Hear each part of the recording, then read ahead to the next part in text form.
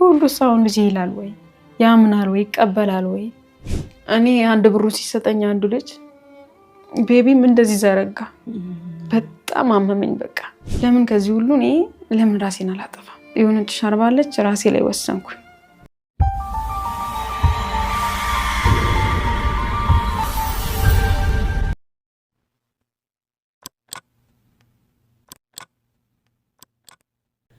አሰላሙ አለይኩም ወራህመቱላሂ ወበረካቱ። ውድ የተከበራችሁ የከማል ወሎ ዩቲዩብ ተከታታዮች እንዲሁም በመላው ዓለም ላይ የምትገኙ ኢትዮጵያውያን፣ ኤርትራውያን ሰላም፣ ፍቅር፣ ጤና በያላችሁበት ተመኘው። ይህ ከማል ወሎ ነው። ከማል ወሎን ላይክ፣ ሼር፣ ሰብስክራይብ በማድረግ የደወል ምልክቷን በመጫን ቤተሰብ ይሁኑ። ዛሬ በአዲስ ነገር ብቅ ብለናል። ይህ ቪዲዮ ይጠቅማችኋል ብዬ አስባለሁ። ብታዳምጡትና ብትገነዘቡት በጣም ደስ ይለኛል። የብዙዎቻችን ስህተት በተለይ የእህቶቻችን ብዙ ጊዜ የሚሳሳቱት ስህተት ነው። ከልብ አዳምጡኝ። ቀጥታ ወደ ቪዲዮ ከመግባቴ በፊት ግን አንድ የማሰማችሁ ነገር አለ። ያን ሰምተን እንመለሳለን። 4 ወር ሆኖኛል። 4 ወር ማለት እንደዚህ አይነት ሰው አይደለሁም፣ አልነበርኩም። ደግሞ እንኳን ለልጄ ለማንም ክብረ በዓል በሚመጣ ሰዓት እንደዚህ የምረዳቸው ሰዎችም አሉ። ዛሬ ግን ወጥቼ የተገኘሁት ነው። አይዞሽ ሆቴል ነበራት ብሎ ነገሩኝ። አዎ በፊት አረብ ሀገር ነበርኩኝ። ይገርም። ከዛ ተነስቶ ነው አሁን እዚህ የተገናኘ ነው። ከዛ ተነስቼ ነው አሁን ወደ ልመና የደረስኩት። ሁሉ ሰው እንደዚህ ይላል ወይ ያምናል ወይ ይቀበላል ወይ? እኔ አንድ ብሩ ሲሰጠኝ አንዱ ልጅ ቤቢም እንደዚህ ዘረጋ። በጣም አመመኝ። በቃ ለምን ከዚህ ሁሉ እኔ ለምን ራሴን አላጠፋም? የሆነች ሻርባለች ራሴ ላይ ወሰንኩ። ከዚህ በላይ ተጎርታ እንዳያችሁት ነው። ይህች እህታችን እንግዲህ አረብ ሀገር ትሰራ ነበረ። የሆቴል ባልተቤት ነበረች። የተለያዩ ሰዎችን ስረዳ ነበረ። የተለያየ ቢዝነስ አላት። የተለያየ ቢዝነስ የምሰራበት አጋጣሚ ነበርና በአንድ ወቅት ሁሉም ነገር ጠፋና ወደ ጎዳና ተዳዳሪነት ወጣች ማለት ነው። ገብቷችኋል? ምን ልላችሁ ፈልጌ ነው፣ አብዛኛውን ጊዜ በሰው ሀገር ላይ የምንኖር ሰዎች በተለይ እህቶቻችን ገንዘባችሁን በአግባቡ ልትጠቀሙበት ይገባል። ማሰብና መገንዘብ ያለባችሁ ነገር ዛሬ እዚህ ሁናችሁ ልካችሁ ሂዳችሁ ማረፊያችን ምንድነው ብላችሁ አታስቡ። ቀጥታ እናንተ ብር መላካችሁን ብቻ ነው። ቤተሰብ ነው፣ ሊቀየር አይችልም። መቼም ቢሆን አይቀየርም። ግን ምናልባት ከሰው እኩል ሆኖ ከሆነ የተወሰነ ሌቭል ከፍ ሊል ይችላል። አንድ ደረጃ ታውቃላችሁ፣ ግን ከሰው አይበልጥ። አንድ ያባባላል፣ ጉድጓዱን አረቃህ አትቆፍረው፣ አረቃህ ከቆፈርከው የሚገባበት አይታወቅምና። ምክንያቱም ያ የቆፈረው ሰው ሊገባበት ይችላል፣ ያንን ጉድጓድ ማለት ነው። እና አረቃህ አትቆፍረው ይባላል፣ የሚገባበት ስለማይታወቅ። እናንተም ያላችሁን ነገር አታክስሩ፣ ሄዳችሁ የምትገቡበት አይታወቅም። ልክ የዚች ልጅ ዕጣ ፈንታ እንዳይደርሳችሁ ማለት ነው። ቤተሰብ ብትረዱትም ባትረዱትም፣ ገበሬም ከሆነ ከግብርናው አይለቀውም፣ ነጋዴም ከሆነ ከንግድናው አይለቀውም። ድሮ የነበረበት ላይ ነው እሱ። እናንተ ግን አላማችሁን እያጠፋችሁ ነው። ማረፊያችሁ እየጠፋባችሁ ነው። ልካችሁ መጨረሻ ላይ የምትከስሩት ኪሳራ ልክ የዚች ልጅ ሁኔታ ነው የሚደርስባችሁ። ይቺ ልጅ አሁን ብዙ የተቸገረ ወገን ስረዳ ነበር አለች። የሆቴል ባልተቤት ነበረች። ብዙ ሀብት የነበራት ልጅ ናት። ዛሬ ግን ወልዳ ለልጇ ብር ሲሰጡት ለሷ ብር ሲሰጧል ልጇ ሊቀበል እጅ ሲሰነዝር መቋቋም አቃተኛለች። ገብቷችኋል?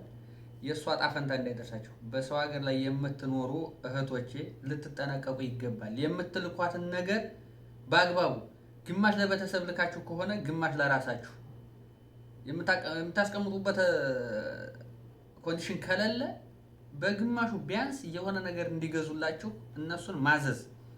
እነሱ ሲያለቃቅሱባችሁ ይሄን አድርጉ 10 12 13 ዓመት 15 ዓመት ተቀምጠሽ ሄደሽ 15 ብር አይኖርሽም። እዛ ሄደሽ አንደኛ ወደ ሰው ሀገር አትመለሽ፣ እርሜሽ ሄዷል። ገብቶሻል? ሁለተኛ እዛ ተቀምጠሽ በስተዛሬ በሰራሁት ነገር እሰራለሁ አትይ፣ ብሩ የለም። እዛ ላለ ሰውም ይሄን ያህል ዓመት ተቀምጣ 5 ሳንቲም የላትም እየተባልሽ እኩል ነው ከቤተሰብ ጋር እኩል ከጎረቤት ጋር ቤተሰብ እኩል ነው የሚያወራው። ይሄን ያህል ዓመት ቢያንስ 8 ቀን ቤተሰብ ቢይዝሽ ማለት ነው 8 ቀን ነው። ከ8 ቀን በኋላ ከሌለሽ የለሽም። የሰው ልጅ ገንዘብ ሲኖራችሁ ነው ዘመድ ሊያረጋችሁ የሚችል። ገንዘብ ከሌላችሁ ማንም ይሁን ማንም ዘመድ ሊያረጋችሁ አይችልም። አንድ አጋጣሚ ሊጠቀምባችሁ ወይም ደግሞ አብራችሁ ልትዝናኑ ወይም ልትጫወቱ አብራችሁ ብዙ ነገር ልታሳልፉ ትችላላችሁ፣ ያ ገንዘባችሁ እስከሚያልቅ ድረስ። ገንዘባችሁ ካለቀ በኋላ ግን ዞር ብሎ የሚያያችሁ የለም። ቤተሰብም ሲኖራችሁ ነው የሚወዳችሁ። ከሌላችሁ ማንም ይሁን ማንም ሊወዳችሁ አይችልም። መጀመሪያ እንድትወደዱ ከፈለጋችሁ መጀመሪያ ራሳችሁን ውደዱ፣ ራሳችሁን አደራጁ፣ ራሳችሁን ቦታ ሲይዙ። ቦታ ካስያዛችሁ በኋላ ወዳጃችሁ ብዙ ነው። እናንተ ጋር ጊዜ ማሳለፍ የሚፈልገው ሰው በጣም ብዙ ነው። የማይቀርበው ሁሉ ይቀርባችኋል። ስልክ የማይደውለው ሁሉ ይደውልላችኋል። ስለዚህ መጀመሪያ ራሳችሁን ውደዱ፣ ራሳችሁን አክብሩ፣ ራሳችሁን ለማደራጀት ሞክሩ፣ ራሳችሁን ትልቅ ቦታ ለማኖር ሞክሩ።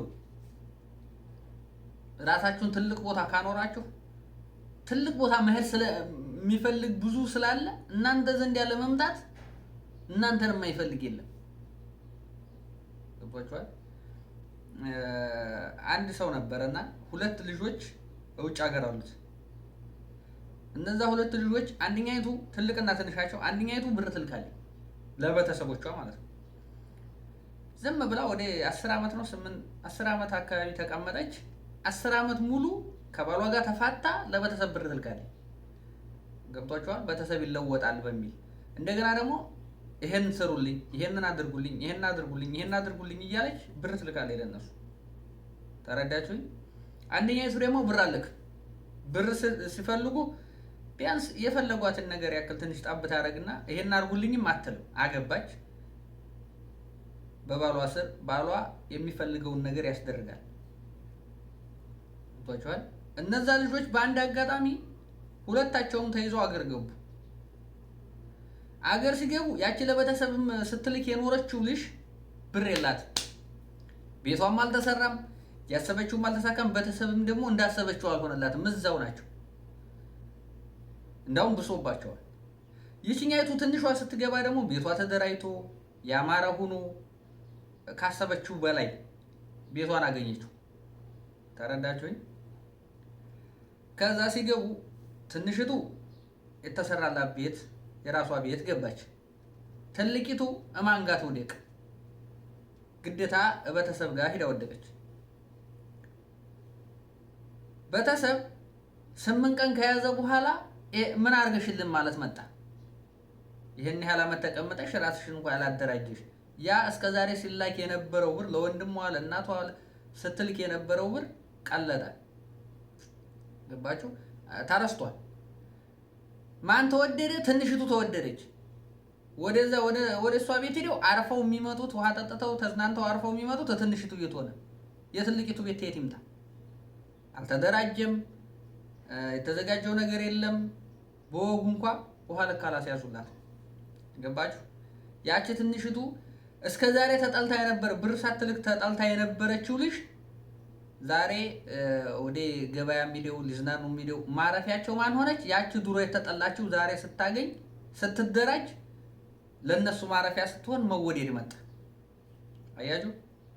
ዛሬ በሰዓቱ የወደዱን ይመስሏችኋል 5-10 ለነሱ ስትልቁ። እናንተ ግን እየከሰራችሁ ነው፣ እነሱንም እያከሰራችኋቸው ነው። ነገ ሂዳችሁ እነሱ ላይ ስትወርቁ ሌላ ነገር ይመጣል። ቅድሚያ ራሳችሁን ወዳጁ።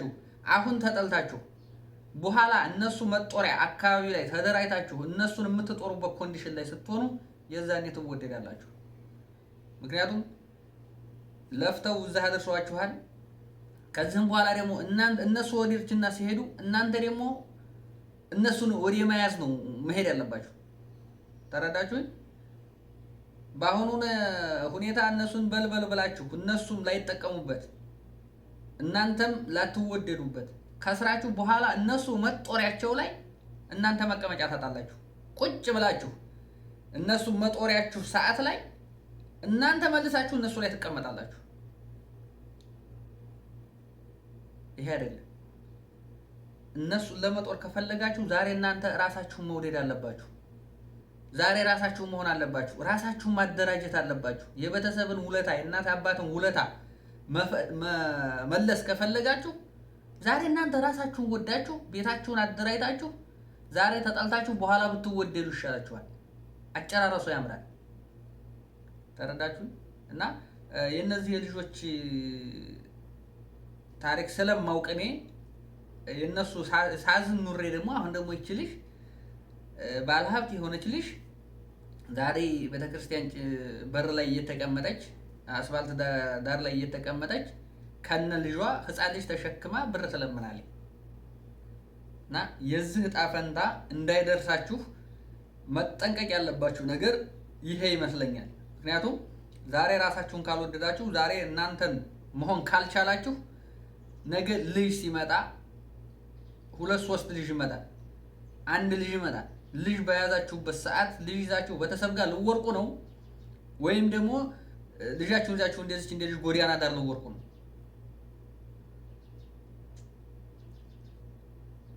ይሄ ልትጠነቀቁበት የሚገባ ነገር ነው። የእውነት የብዙ ሰው ስህተት ነው፣ የብዙ እህቶቻችን ስህተት ነው። ግን ስህተታችሁን እንኳን እኔ ግርም የሚለኝ የዋሆች ናችሁ። ስህተታችሁን እንኳን ከተበደለ ሰው ወይም ደግሞ ከሆነ ሰው መማር አትችሉ። ዛሬ ሁሉም ነገር በስልካችሁ ነው እያያችሁ ያላችሁት ነገር። ግን ከነሱ ምን እንማር ብላችሁ ወደ ጭንቅላታችሁ አስገብታችሁ ታጣቁ። ብዙዎቻችሁ ትሸወዳላችሁ። ምክንያቱም ቤተሰብ ነው፣ ግዴታችን ነው፣ ሀቅ አለብን። ግን በሚያስፈልጋችሁ አሁን ቤተሰብ እንደ ሀቅ እንርዳ ከተባለ ቢያንስ 2 ወይም 3 ጊዜ ሊያስፈልጋችሁ ይችላል። አመት በዓል ሲመጣ እንደገና ደግሞ የገበሬ ልጆች የሆኑ ደግሞ ማዳበሪያ ሲመጣ ወይም ደግሞ አረፋ፣ ሮመዳን፣ ማዳበሪያ እነዚህን ነገሮች 3 ነገሮች ናቸው የገበሬ ልጆች። እናንተ የከተማዎቹ ተውት። እኛ የገጠር ልጆች አንደኛ ለአመት በዓል ነው፣ ለኢድና ለአረፋ ማለት ነው። እንደገና ለማዳበሪያ እነዚህን ከሸፈናችሁ በቂያቸው ምን ያስፈልጋቸዋል? አንደኛ አመት በዓል ሲመጣ እንደ ሰው እኩል ታደርጓቸዋላችሁ። ማዳበሪያ ሲመጣ እንደ ሰው እኩል ታደርጓቸዋላችሁ። ከዛም በኋላ እርሶ ይብላ። ከዛ ወዲያ ያለውን ነገር ለራሳችሁ መጠቀም ትችላላችሁ። ለራሳችሁ ማድረግ ትችላላችሁ። አትሸወዱ። መጨረሻችሁ የከፋ ነው የሚሆነው። ይሄ በየቦታው ላይ ተሰሙት ከሆነ የአረብ ሀገር እህቶቻችን የዋሆች ናቸው። ለተባለው ነገር ቀድሞ ደራሽ ናቸው ይባላል። የዋሆች ናቸው። አዎ ለሁሉም ነገር ቀድማችሁ ትደርሳላችሁ። ግን ራሳችሁን መሆን አትችሉ። እኔ እውነቱን ልንገራችሁ፣ ዛሬ እናንተ ወርቃችሁ የሆነ ነገር ብትሆኑ ኧረ ያቺ በዛን ጊዜ የደረሰችን እህታችን ናት ብሎ የሚያስብላችሁ የለም። እህሳ ከሞትሽ በኋላ ወይም ከሞታችሁ በኋላ ከሞትን በኋላ ነው እኛ ወደ እንትን ላይ የሚወጣልን ማለት ነው። ሳንሞት መረዳዳት የለም። ይሄ እንዳይሆን መጠንቀቅ አለብሽ ነው የምለው። የአረብ ሀገር ወይም ደግሞ በመላው ዓለም ላይ የተሰደዳችሁ እህቶቻችን ይሳካልናል ብላችሁ አላማችሁን ለማሳካት ነው በልጅነታችሁ ወጥታችሁ በሰው ሀገር የቀራችሁት አይደለ? አላማችሁን አሳኩ። አላማችሁን ማሳካት አለባችሁ። ምክንያቱም አንድ ሰው ካልሞተ አይወራለትም። እናንተም አላማችሁን ካላሳካችሁ ዘላለም እሷ እንደዚህ ናት እሷ እንደዚህ ናት እየተባላችሁ ነው የሚወራላችሁ። በተቃራኒው አያችሁት? እና የሰው ልጅ ሳይሞት እንድረስለት። ከሞተ በኋላ ለሱ መወራቱ ምንም ጥቅም የለውም። ስለዚህ እናንተም ሳትሞቱ ራሳችሁን ለራሳችሁ ድረሱለት። ራሳችሁን ማገድ ያለባችሁ ራሳችሁ ናችሁ። መቼም እያያችሁ ገደል አትገቡም አይደለ? ልክ እንደዛ ማለት ነው። አይናችሁ እያያው በዚህ ገደል ገቡ ትባሉ አትገቡ። አሁንም ቢሆን ራሳችሁን ከእንደዛ ያለ አደጋ መጠበቅ አለባችሁ ነው የምለው። ይሄ የግል አስተያየቴ ነው። የምር በጣም ስላሳዘነችኝ ነው እኔ ይህች ልጅና እኛ ጋር ደግሞ ያየሁት ነገር በነዛ በልጆች ብዙ ነገር ስለተማርኩኝ ነው። ገብቷችኋል? እና ይሄን ነገር ልትጠነቀቁበት ግድ ነው ማለት ነው። ልትጠነቀቁበት ይገባል። የተመቻችሁ በሀሳቤ የተመቻችሁ በኮሜንት አስቀምጡልኝ። ያልተመቻችሁም ደግሞ ያው እንደፈለጋችሁ እየበታተናችሁ መጨረሻችሁ ተበትኖ እንደሚቀር እርግጠኛ ነኝ።